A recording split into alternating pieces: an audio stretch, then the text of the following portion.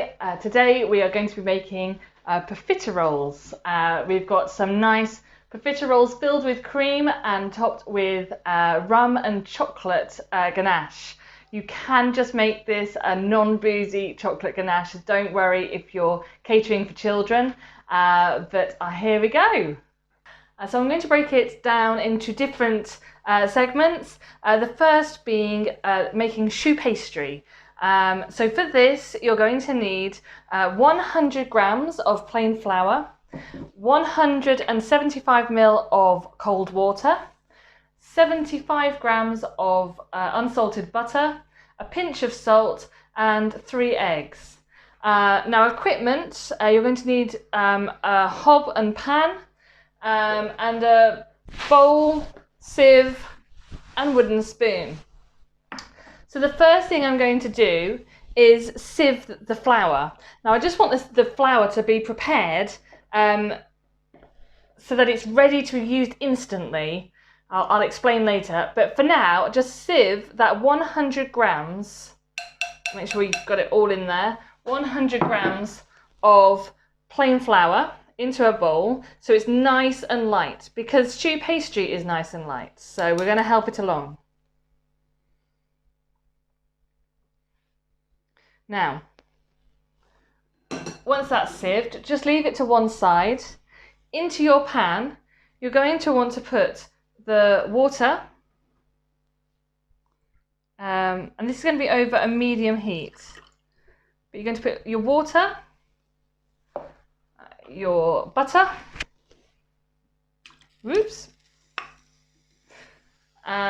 and a pinch of salt. Now I haven't forgotten those eggs, but we don't need them until later. I just need you to know that they're part of the choux pastry, but they're in part of it. You've got to have a different process for that. So all we're going to do is, over a medium heat, we're going to melt that butter until it is liquid along with the water. We don't want to boil it. We've just got to keep it just heated, basically. I'm just going to do that. It's because I've put the butter into some chunks, it's actually melting pretty fast. But as I said, just don't bring it to the boil.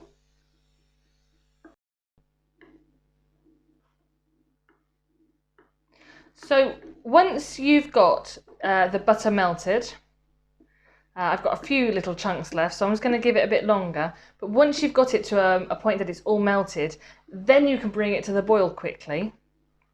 And we'll get some heat into that. We don't want to be on the boil for too long, so that's why we separate it into the melting and then a rapid boil. So yeah, that's now all melted in. So we'll let that come to the boil. And then once it's got to a boiling point, we're going to remove it from the heat and we're going to quickly tip in our flour and beat it until it's combined. But you've got to do that quite rigorously and quickly. So we'll wait for this to boil. So my mixture is now starting to boil. So just to recap, in the pan we have 175 ml of water, 75 grams of butter, and a pinch of salt. So that's boiling, so I'm now going to turn that off, remove my pan from the heat, and tip in my flour. Now, using my wooden spoon, I'm going to stir that in. It's going to look a mess to begin with. It doesn't look pretty. It looks pretty much like a glue, but keep beating it in carefully, because obviously you've got your hot water now. But keep mixing it, and it will become a firmer mix. There we go. Now, if you find that your mixture is runny, it's because the water wasn't heated enough. So really, I'm really putting some muscle behind that, and I don't know if you can see, but mixing it and beating it quite rigorously, I've now got a ball of dough. Now, I'm happy with that. It's not looking so messy. It's looking very combined. It's come away from the sides of my pan. What I want to do now and I know it's moving fast, but you now want to return this to a low heat, and we're just going to cook it, but keep stirring, don't leave it. Flour can burn, but we don't want to taste the flour in the profiteroles, so we're just going to cook it off a little bit. So as you can see, it's quite the dough now. It's quite firm, and we're just going to cook it for just a couple of minutes until it's forming just one round glossy ball. Now, just a little bit of a heads up, once this is being cooked, we're going to put it into a mixing bowl. So just make sure you've got one ready. You can always just pop the heat off, take it off the heat and go and find yourself one. But we need this to cool down before we add any egg. So do bear that in mind, that we are not adding the egg at the moment. You should just have in the pan, it's the 175 ml of water, a pinch of salt, and the 75 grams of butter that we melted on a medium heat, and then we brought it up quickly to a boiling point, and added 100 grams of plain flour that we'd already sieved. So that's all we've done, and the majority of what we're doing now is just beating that mix into a nice firm together dough. So we're about there. Just going to give it a moment longer, and then we'll add it to our bowl to cool down. Right, I think that's about it. So here's my bowl, and as you can see, I'll try and show you as I bring it out. You've got my dough, which will literally fall out in one. There is nothing really left in the pan there. So if it's really sticking to the pan, give it a bit longer. But what you should have left is a kind of glossy, mine's fallen apart a bit where I play, but a glossy ball. There you go. So we're going to leave that in a bowl to cool down until it's barely warm. So by all means check on it, but go make a cup of tea and we'll come back when the dough is barely warm.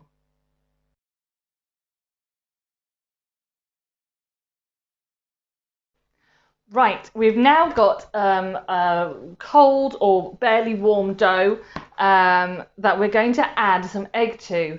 Now, I've got 3 eggs that I'm going to crack into a mug. You don't necessarily need to use all the egg. We're going to add it bit by bit. Put my shells over there. Now, for this next part, you're going to need a whisk, preferably an electric whisk. That is the easiest way to do it and with the best results. And you're going to need either a piping bag, or you can spoon your mix, and you're going to need a baking tray. So we'll do it bit by bit, but I'm going to, actually a fork would have been better, but I'm just going to mix my eggs until they're combined, like that. Right, I'm now going to spoon that onto my dough, not all of it, just, it's difficult to get a spoonful of egg, but try to kind of put out like 4 spoonfuls. I've still got lots of the mixture left. I'm going to be a bit noisy now whilst I put my mixer in and try to combine that.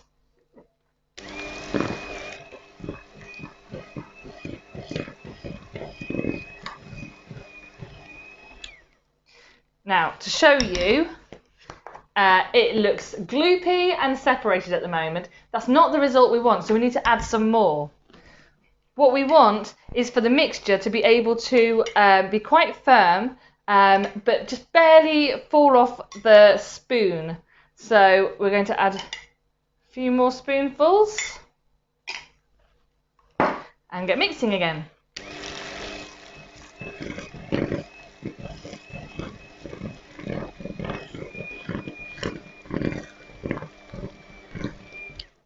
Now I can see that the mixture is starting to come together, but it's still way too thick. So we add some more egg. 1, 2, 3, a bit more, 4. So I've probably got the equivalent of maybe just less than an egg left.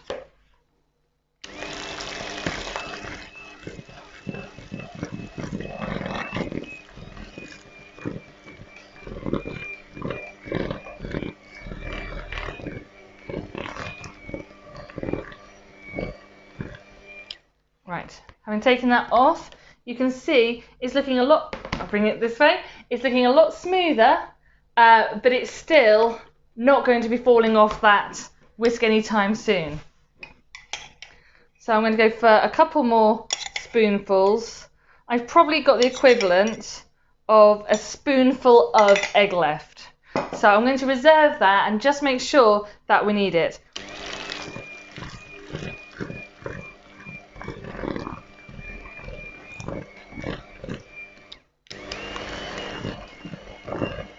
So I'm just mixing this on a low whisk setting. Now, actually we could probably do it with the whisk, but you can see it's a bit softer, but it's still pretty firm. I think we might need just that little bit more. I've got the tiniest bit of egg left. It's going to whisk that last bit in.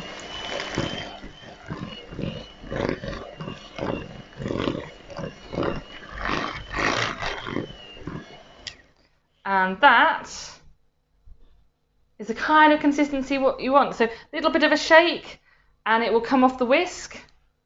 I'm going to release these now. And you can see that with it's got a little bit of softness to it, with a little bit of wiggling. It will come off the whisk. That is exactly right in terms of texture. So I'm just going to use the spoon just to scrape off the mixture from my whisks. So we don't want to waste any. Now, this needs to be used straight away, preferably. If you need to wait a while, you can cover it with some cling film, press it against the mixture, and it will keep for a few hours, but you really don't want to leave it any longer than that. So we're going to move on straight away. Can I hand those to you, Mr. Boozy Baker? Thank you.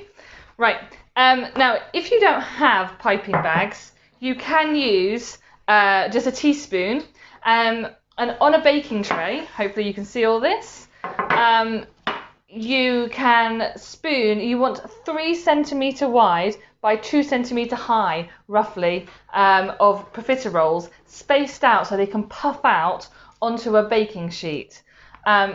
It is easier to do it with a piping bag. You can get disposable ones, or you can get reusable ones. I haven't cut the end off my disposable one yet. I've done that just so I can fill it without worrying about it spilling out. You could always, if it's a reusable one, to fill it, you could always pop the bottom of it into like a pint glass and fold it over the edges, if that's easier, and just fill it with your mixture. Now, as I said, we're making profiteroles, but if you wanted to make eclairs, this is the same pastry to make eclairs and choux buns. It is just making them longer rather than in a ball shape for eclairs, and you may choose to do a different filling, but it is the same pastry. That is a choux pastry. Right. I'm going to twist the end so it doesn't come out. As I said, if you haven't got this, don't worry, you can use a teaspoon.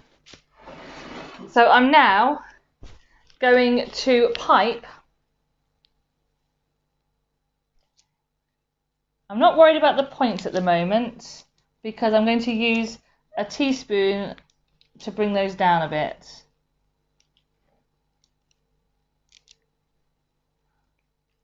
You see how much quicker this is with a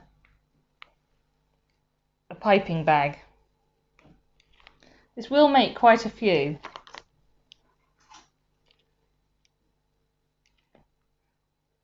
So the trick to bringing these down is if you get a little bit of water on the back of a teaspoon, you can press them down if they don't do it themselves. There we go. So I'm just going to have a look and just make sure I'm happy with the size, but they're pretty good. Right, lovely. So I'm just going to get back of a spoon. It's got a bit of water on it, and then you should be able just to press those in a bit, just so we don't end up with any wiggly shapes. So I'm not drowning them, I'm just popping down the pointy bits. And so they are going to puff up in the oven. Now your oven you can preset to 200 degrees Celsius, or actually it's 200 for fan, 220 for conventional. So if you have that going, all right, I think we're about there. A couple more, just to wedge in. Right, so those are ready. You will find you've got lots more. You could probably do about 3 trays of these little balls. So to keep going, but once you have a tray and your oven is preheated, you're going to put them in for 15 minutes. And then after that 15 minutes, just open the door, let the steam come out, and then shut them back in again. So don't take them out, just open the door and then close the door again and reduce the temperature by 20 degrees and give them an extra 5 minutes just to crisp up, and then bring them out, and I will see you back then.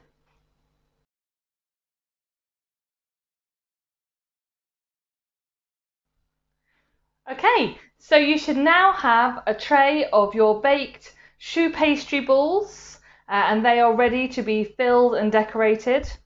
We're now going to use about 600 ml of cream. This is double cream. 200 grams of dark chocolate. Now this is where your choices came in. You can either use 80 ml of water or 80 ml of dark rum, whichever you prefer. You could even do spiced rum. Now, equipment wise, you're going to need a large bowl for whipping your cream. You can either use a manual whisk or go back to doing your electric whisk. And you're going to need a microwavable bowl to put in your chocolate and your liquid. You're also to fill the cream, to put the cream inside of the choux pastry balls. Ideally, you're going to want a piping bag. You don't need one as big as this, just a small one will do. And if you've got one, just to make it a bit easier to pierce the choux pastry balls. Some of the times they've got natural holes in them, but if they haven't, if you do have an icing nozzle with just an end, it doesn't really matter what the end is, it could be star shaped or round, but if you have got something like that, it is worth popping in the bottom of your nozzle. If you don't have anything like this, you probably can fashion with a thicker bag, like I don't know, like a sandwich bag, cutting the corner off and filling your cream, and the pressure should be able to fill the choux pastry. I won't say buns, but they're not buns, they are just little balls. So that's another suggestion if you don't have a piping bag. Right, first things first, because we don't want to put heat on top of our filled choux pastry, we're going to melt the chocolate now. This is already pre-measured, but that's 80 ml of liquid that I'm going to pour in with the 200 grams of dark chocolate. As I said, you can just use just good old-fashioned water. That's no problem at all. Now, if you've got a microwave, I would blitz it in the microwave for 30 seconds at a time. If you don't, you can heat it up over a hob by putting your glass over a pan of water, so the water isn't touching the bowl, but the bowl's sitting on top of the pan, and you can melt it like that. But it is so much quicker to do that in the microwave. So we're giving that a 30-second burst at the moment, and then we'll see. I've got a spoon here ready just to see. It's going to heat up so much because of the liquid with it. It doesn't need very long. It may need a couple more seconds, but let's just find out, and then we can move on from there. So here we are. It's coming back towards me. Lovely. Thank you very much. Right, that bowl's got some heat into it, but I would imagine. Oh, I don't know actually. Yeah, that's probably fine. So I'm just going to stir that in. It is quite thin at the moment, but hopefully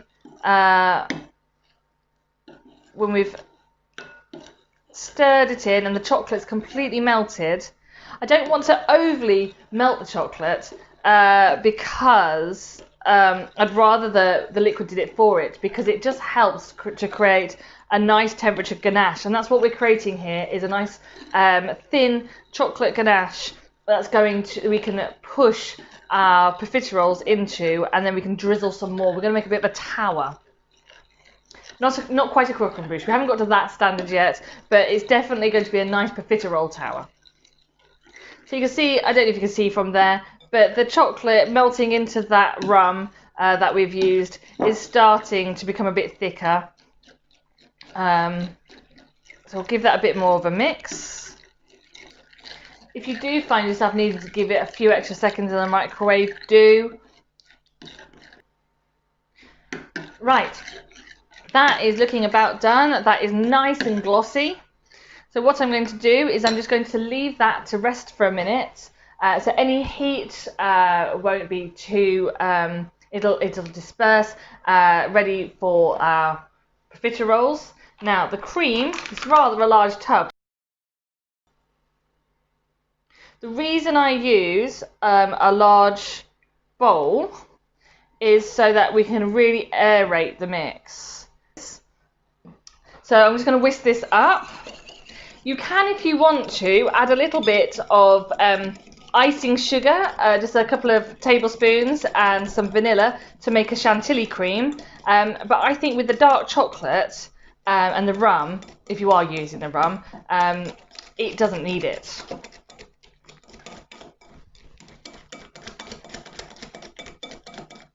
There we go.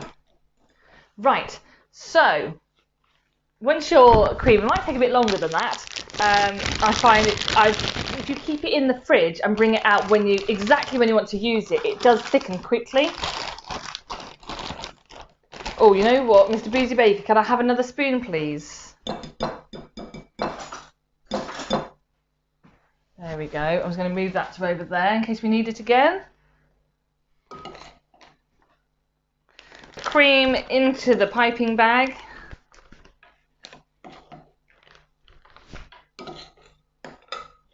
Do make sure that your profiterole balls, the choux pastry balls on the side there, are cold before you put this cream in. Otherwise, it's just going to be a very gooey mess.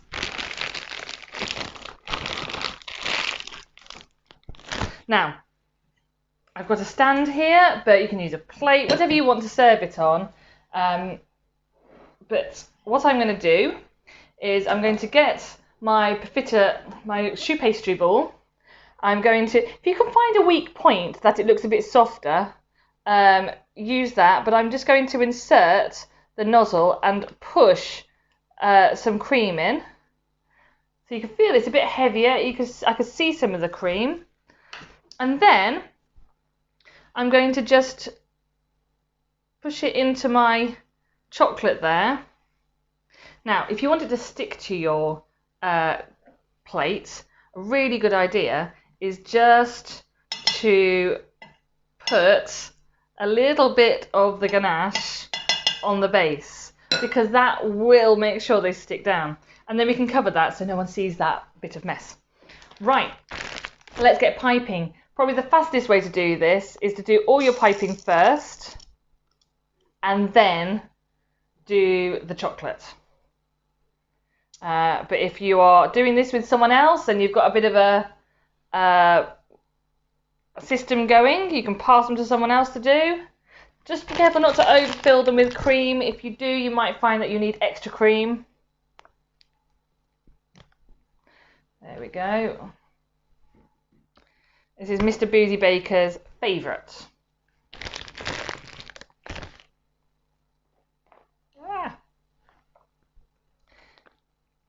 There we go. Just a quick squeeze.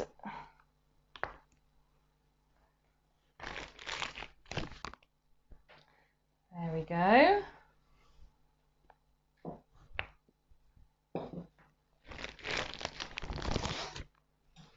If you don't want to use all these up at once, you can freeze choux pastry just as it is. Don't fill it.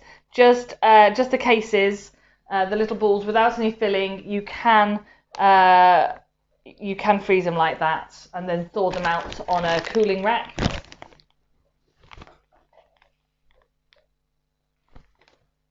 There we go. Oops, last bit of cream going in. So 300 will do about half of them. So we'll just use that other 300, just clear some of that up to do the other half. Oh, well done, Mr. Boozy Baker. So whilst we've got these filled, let's just dunk them in some chocolate. And then start forming a bit of a circle. Put some in the middle as well. So Mr. Boozy Baker's is actually whisking up the cream for me because he's an absolute star.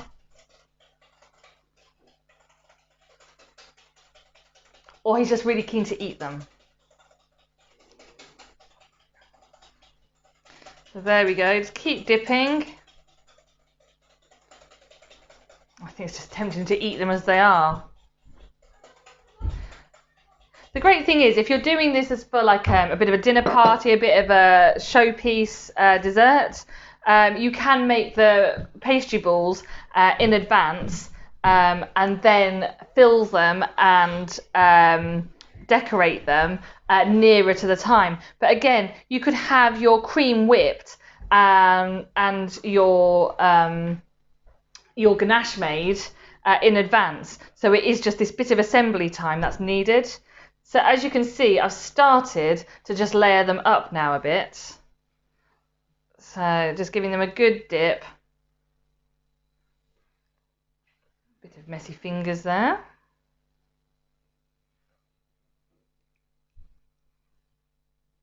There we go. There's the last few.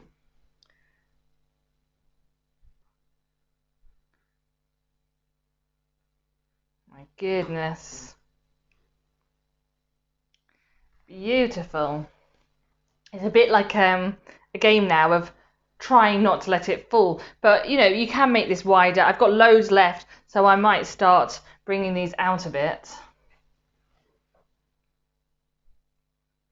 There we go.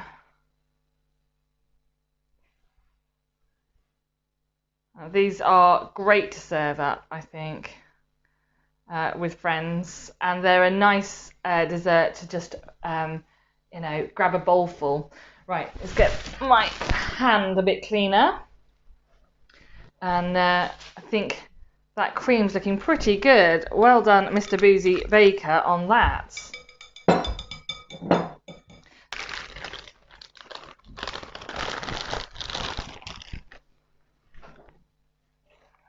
You can do other fillings. You can also make pastry cream, which is a bit more like a custard filling, or a form of buttercream. There are different things to do, but I do love a fresh cream. I don't think it needs anything else. I think that stands out nicely on its own. So just going to squeeze the air out of that bag for its second filling. Lovely. And then just keep piping those balls, like so. That's a bit of an odd shaped one, isn't it? There we go. I said, just remember that if you're entertaining, you can do a lot of this ahead of time. Have your piping bag ready to go, and then it doesn't take too long just to fill and assemble. And if you don't want as many as this, because this is quite a lot, then just make half the quantity. If you've enjoyed this video, as I'm piping away here, please do subscribe to our channel and have a look at some of our other videos. We've got all sorts, from some savoury like pizza making, quiche, soda bread, or olive bread, and then and even ravioli. And then we've got lots of sweet bakes, from tea loaf and carrot cake to cinnamon buns, whoopie pies, gooey chocolate cookies. There's all sorts, a lemon meringue pie, a no-bake cheesecake. So do have a look at our channel, and if you like what you see, do subscribe and follow along, and we'll keep posting some more videos for you. Whoops, really had cream everywhere. I think I've overfilled some of these. I've been a little bit extreme on some of the filling. Must calm down. There we go.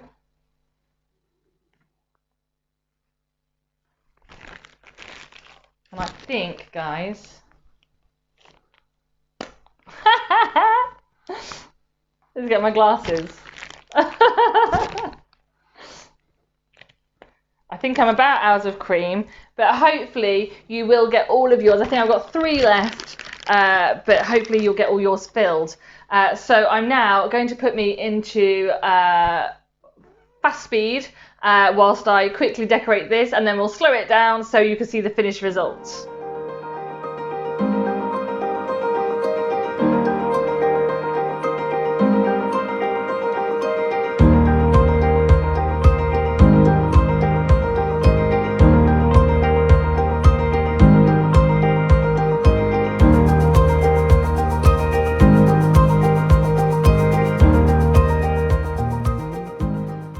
Right, you've now got your tower of profiteroles.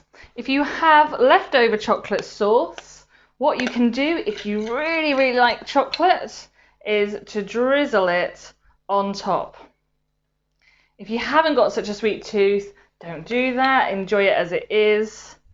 But I know how much Mr. Boozy Bakers loves his rum and chocolate profiteroles.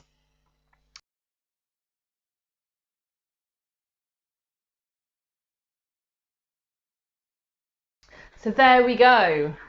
You have some beautiful rum and chocolate profiteroles, or chocolate and cream profiteroles if you're not adding the rum.